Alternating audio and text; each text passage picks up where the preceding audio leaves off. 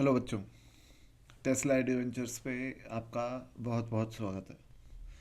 और आज जैसा कि आप हेडिंग देख पा रहे होंगे कि आज हम सेमीकंडक्टर भी स्टार्ट कर रहे हैं।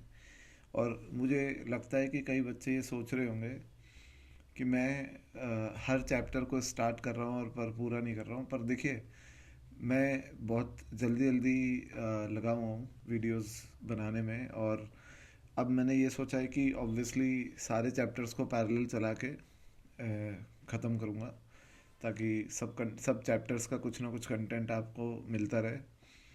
और आप ये बड़े सरप्राइज होंगे कि ये मैं हिंदी में कैसे बना रहा हूँ। तो मैं आपको एक चीज़ और बता दूं कि अब मैं सारे चैप्टर्स की हिंदी डबिंग भी जल्दी आपके सामने लाने वाला हूँ। और सेमीकंडक्टर आपको दोनों लैंग्वेजेस में मिलेगा, हिंदी में भी और इंग्लिश में भी।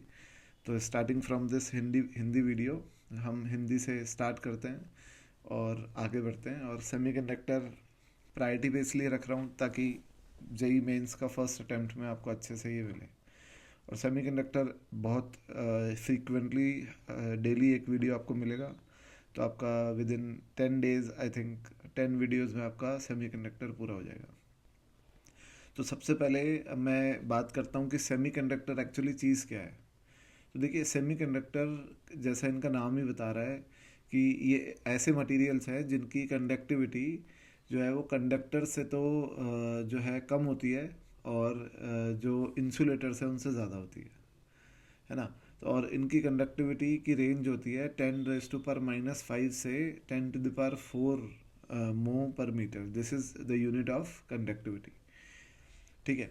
अब जो एक्चुअली सेमीकंडक्टर का यूज़ क्या है कि हम जानते हैं कि बड़े बड़े इलेक्ट्रिकल सर्किट जिसमें बहुत सारे रेजिस्टेंस लगते हैं, बहुत सारे कैपेसिटेंस लगते हैं, बहुत सारे इंडक्टेंस लगते हैं, तो उनको हम इंटीग्रेटेड सर्किट से रिप्लेस किए हैं। और इसीलिए आज ये पॉसिबल हो पाया है कि हम जो है हमारे पास स्मार्ट वॉचेस हैं और हम एक छोटे से डिवाइस से, मोबाइल से, सारे कंप्यूटर की चीज़ें हम ऑपरेट कर लेते हैं।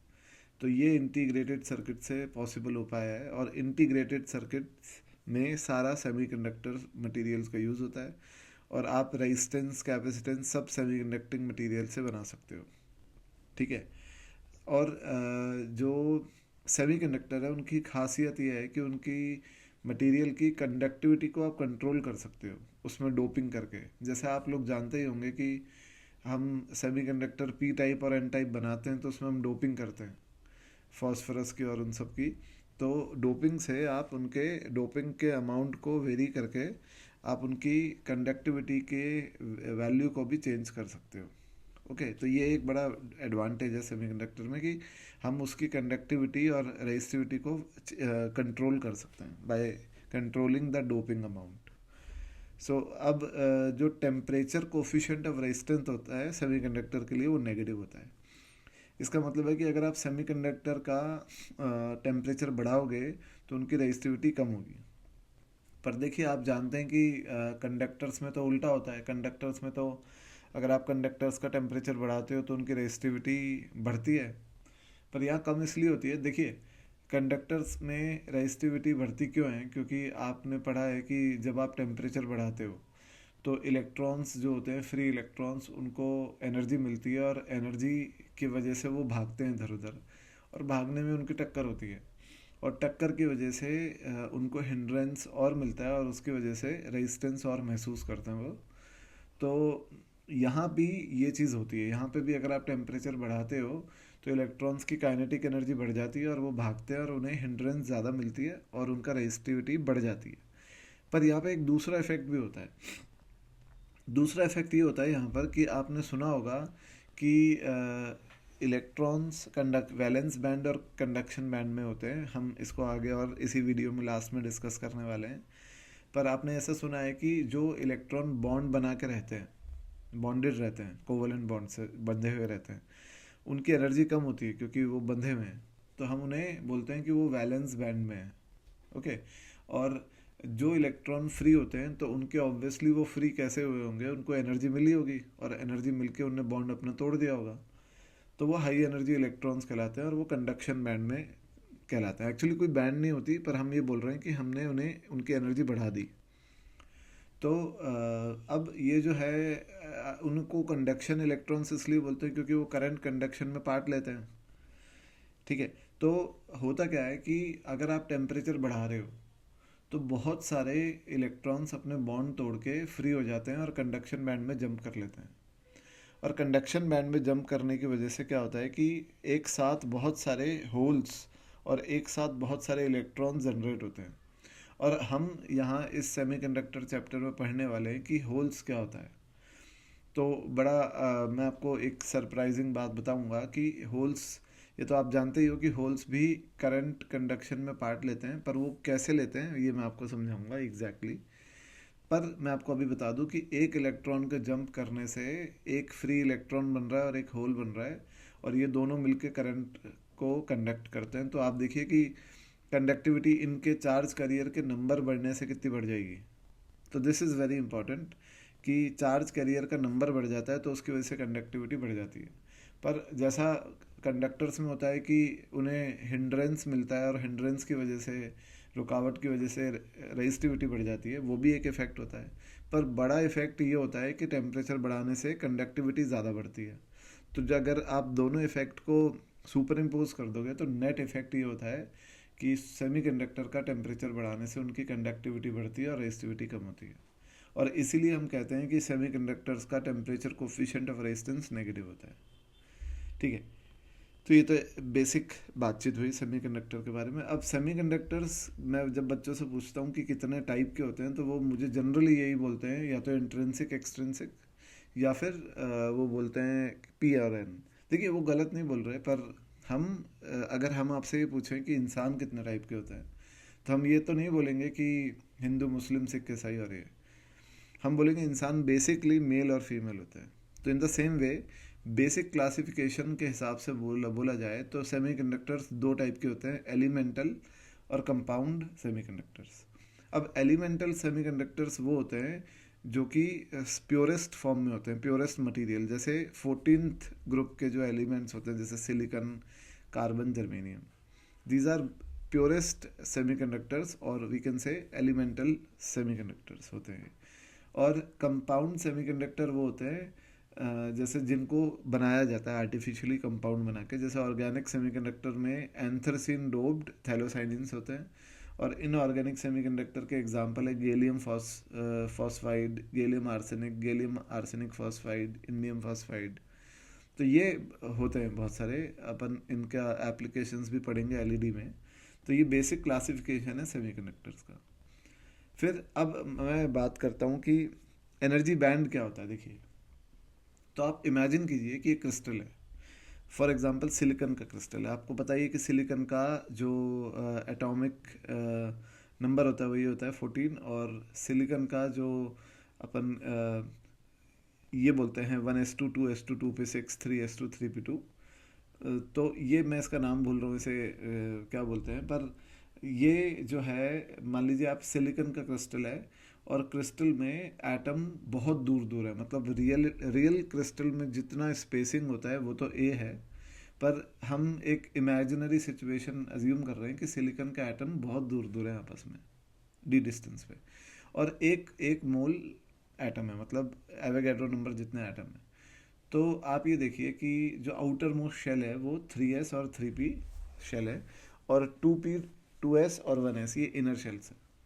तो देखिए जब एटम बहुत दूर दूर है आपस में तो उनकी कोई भी शेल ओवरलैप नहीं करेगी, और इसीलिए जो 6 × 10⁻23 एटम्स है, मैंने जैसे एक मोल बोला, तो उसमें जितने भी ये एनर्जी बैंड होंगे सब जैसे 3p के एनर्जी बैंड सारे एटम के सेम एनर्जी लेवल पे होंगे, 3s के सारे एटम के सेम एनर्जी लेवल पे होंगे, और इनके तो सेम एनर्जी लेवल पे होंगे ही होंगे। पर जैसे जैसे आप एटम के बीच का स्पेसिंग कम करोगे, यानी एटम को आप पास पास लाओगे, तो एक पॉइंट आएगा सी जहाँ पे इंटर एटॉमिक डिस्टेंस थोड़ा कम हो जाएगा। और इंटर एटॉमिक डिस्टेंस कम हो जाने की वजह से होगा क्या कि जैसे ये एटम है, मान लीजिए मैं इसको ये एटम है और ये उसका न्यूक्लियस है, ये सेंटर में न्यूक्लियस है, और ये आउटर मोस्ट शेल मैंने बनाई है। अब ये दूसरा एटम है और ये उसका दूसरे का न्यूक्लियस है। तो आप ये देख सकते हैं कि अगर इनके बीच की इंटर एटॉमिक स्पेसिंग कम हो गई तो इनके आउटर मोस्ट शेल्स ओवरलैप कर रही है। तो उन ओवरलैपिंग की वजह से ये एक पूरा रीजन बन जाएगा जिसमें इलेक्ट्रॉन मिलेंगे आपको। मतलब ये रीजन एक्चुअली एनर्जी को बता रहा है कि मतलब यहाँ से लेकर के यहाँ तक के एनर्जी के सारे इलेक्ट्रॉन आपको मिलेंगे इस रीजन में। तो ये रीजन एक बनेगा। और फिर आप जब उनके इंटर एटॉमिक डिस्टेंस को और कम कर दोगे तो ये रीजन और एक्सपैंड हो जाएगा। मतलब अगर ये रीजन में गैप है इस बी और सी के बीच में, ये जो एम्प्टी स्पेस है, यहाँ पे कोई इलेक्ट्रॉन नहीं मिलेगा, यानी इस एनर्जी का कोई इलेक्ट्रॉन नहीं मिलेगा। पर जब आप इनके इंटर एटॉमिक डिस्टेंस को और कम कर दोगे तो ये पूरे ओवरलैप हो जाएंगे, यानी 3s और 3p आउटर मोस्ट शेल के सारे इलेक्ट्रॉन जो है ओवरलैप हो जाएंगे और 3p की हाईएस्ट एनर्जी और 3s की लोएस्ट एनर्जी के बीच में हर एनर्जी पे इलेक्ट्रॉन मिलेंगे। पर जब आप एक्चुअली जो डिस्टेंस होता है क्रिस्टल में रूम टेम्परेचर पे, तो जैसे सिलिकॉन का अगर आप रूम टेम्परेचर पे रखते हैं तो उसके मॉलिक्यूल्स के बीच में एक्चुअल डिस्टेंस अराउंड 2 एंगस्ट्रॉम्स होता है, उसको हम ए से डिनोट कर रहे हैं। तो जब आप एक्चुअल डिस्टेंस से कम कर दोगे डिस्टेंस तो होता यह है कि कुछ इलेक्ट्रॉन जिनकी एनर्जी एक मिनिमम और मैक्सिमम के बीच में होती है और वो रेंज इस रेंज से ज़्यादा होती है, वो एकदम अलग हो जाते हैं और बीच में एक गैप आ जाता है एनर्जी का, और फिर बाकी बचे हुए इलेक्ट्रॉन जो बॉन्डेड है वो अलग हो जाते हैं, नीचे हो जाते हैं।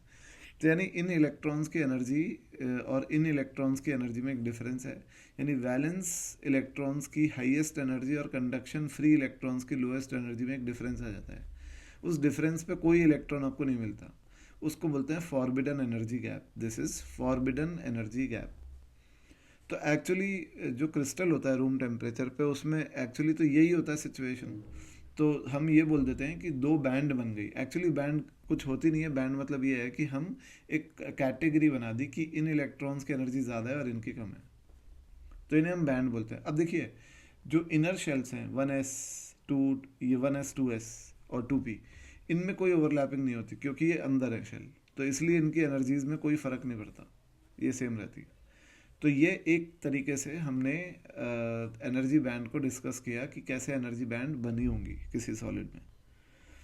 अब जैसे एनर्जी बैंड की बात अगर और आगे बढ़ाएं तो हम ये बोलेंगे कि देखिए सॉलिड की अगर बात करें तो आप सोच सकते हैं कि 3 तरीके के सॉलिड हम देखते हैं बेसिकली, इंसुलेटर और कंडक्टर्स। ये कंडक्टर्स है, इसको मैं हटा देता हूँ, दिस इज कंडक्टर्स।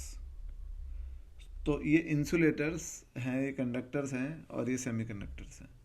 तो सबसे पहले अगर हम बात करें इंसुलेटर्स के लिए कि इंसुलेटर इंसुलेटर इसलिए होता है क्योंकि हम बोलते हैं सिंपल कि वो इलेक्ट्रिसिटी कंडक्ट नहीं करवा पाता, और इसका रीज़न ये है कि उसमें फ्री इलेक्ट्रॉन्स की कमी होती है। तो हम ये भी बोल सकते हैं, इस बात को इस तरीके से भी प्रेजेंट किया जा सकता है कि जो इंसुलेटर्स होते हैं उसमें फॉरबिडन एनर्जी गैप इतना ज़्यादा होता है कि इलेक्ट्रॉन्स इजीली अपने बॉन्ड तोड़ के फ्री नहीं हो पाते। इसका मतलब है कि वो इजीली वैलेंस बैंड से कंडक्शन बैंड में जंप नहीं कर पाते क्योंकि इतनी एनर्जी उनको मिलती ही नहीं है कहीं से। तो इसीलिए इंसुलेटर्स इंसुलेटर्स होते हैं। पर कंडक्टर्स जो होते हैं उसमें ऑलमोस्ट सारे इलेक्ट्रॉन फ्री होते हैं। तो इसका मतलब हम ये बोलते हैं कि फॉरबिडन एनर्जी गैप है ही नहीं। मतलब कि जो भी इलेक्ट्रॉन वैलेंस बैंड से फ्री होना चाहेगा वो इजीली फ्री हो सकता है, कंडक्शन बैंड में जा सकता है। तो इन्हें हम कंडक्टर्स बोलते हैं। और इन जो सेमीकंडक्टर होते हैं उनका एनर्जी गैप जो होता है वो कंडक्टर्स और इंसुलेटर के बीच में होता है कहीं। जैसे अगर मैं बात करूँ जर्मेनियम की, तो जर्मेनियम का एनर्जी गैप होता है 0.7 EV और सिलिकॉन का एनर्जी गैप होता है 1.1 EV। तो जर्मेनियम और सिलिकॉन जो है सेमीकंडक्टर, उनका एनर्जी गैप इनके बीच में होता है।